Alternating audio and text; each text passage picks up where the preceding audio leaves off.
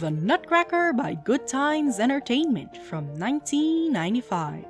It's easy to look upon these cheaper animated movies with disdain and to berate them because they're not as good as high-budget masterpieces, or to accuse them of merely trying to copy more successful works of famous studios. But I have a soft spot for films like these. Goodtimes specifically provided many animated adaptations that were a great source of entertainment for me as a kid, when they aired on the movie block of the Latin America Boomerang channel. I can't help but look at them with kindness. I didn't know Goodtimes had a Nutcracker adaptation until I started this project, and just seeing that little anime-inspired art style fills me with a sense of nostalgia. This story is much more based on the original fairy tale than it is on the ballet. In fact, it is heavily based on the original fairy tale. It takes very little liberty. It's Christmas Eve, and the children are blessed with gifts from Godfather Drosselmeyer, the clever and magical inventor. Marie, the older child, is given a Nutcracker doll, whom she falls in love with almost instantly. Her younger brother breaks the doll, which only makes her become more attached to it, and she spends the night admiring it in the living room. An army of mice attack, and they look so cute! I guess they're supposed to be menacing, but the art style is really not helping with that. This army looks so polite. Look at them! They have little uniforms and tiny swords and fuzzy little ears and tiny baby mouths, and I just want to give them a hug with my fingers because they're so tiny. The army is led by the Mouse King, who has 7 heads and is supposed to look like a monstrosity, but gosh, even he looks cute in this art style. 7 times as cute. Look at his little cape. This is a bit detrimental to the story, I would argue, because later on the Mouse King will try to threaten Marie and blackmail her into giving him all her Christmas candy, and her books and dresses for him to chew on. And she does, because she's scared of him, but I don't see why she would be. Look at this little guy.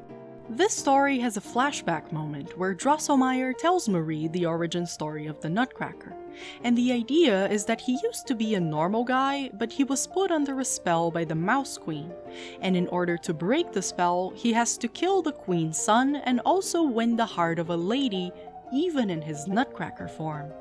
Luckily for him, Marie is ready to love him.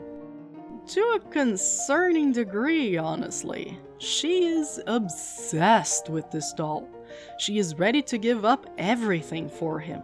She dreams of him and only thinks of him and professes her love to him multiple times. Her parents think she's just playing pretend, but Drosselmeyer is actively feeding her fantasy and encouraging her to sink deeper into it. The audience knows that the Nutcracker is a real human, but if I were the parents, I'd be a little more concerned over my daughter's sanity. Because this movie is so heavily based on the original tale, I feel like at times this is detrimental to the pacing. This film works on fairy tale logic, but it also has a very bedtime story-esque sequence of events. No real tension is built, the characters keep foregoing reason, and the plot drags on a bit too much at certain places. The most infuriating part to me is when the Nutcracker has this ultimate showdown against the Mouse King, and Marie is just sitting in her room while the boys fight outside, feeling too anxious to even look. Girl, that's your boyfriend out there, fighting for his life. Can't you at least lend him a hand? A little word of encouragement?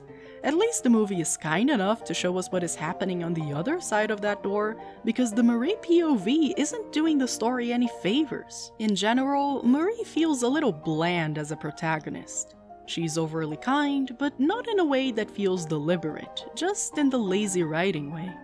You could make the argument that it's because this is a 40-minute movie based on a fairy tale, but other characters are shown to have enough of a personality even with less screen time.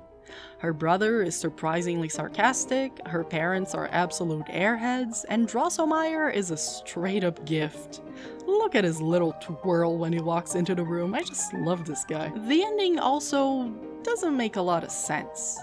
We are told the Nutcracker is a prince, but that's because he was a regular commoner who was set into marrying royalty. Except the wedding doesn't pan out. So he's not a prince, right? Except, no, he is the prince, but of the land of sweets. But like, how? He was a regular guy. When did that happen? Was this a perk that came with being turned into a doll?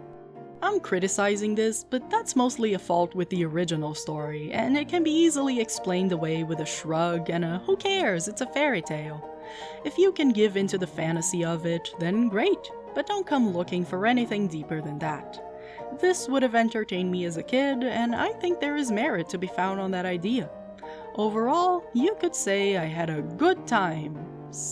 Entertainment, 1995.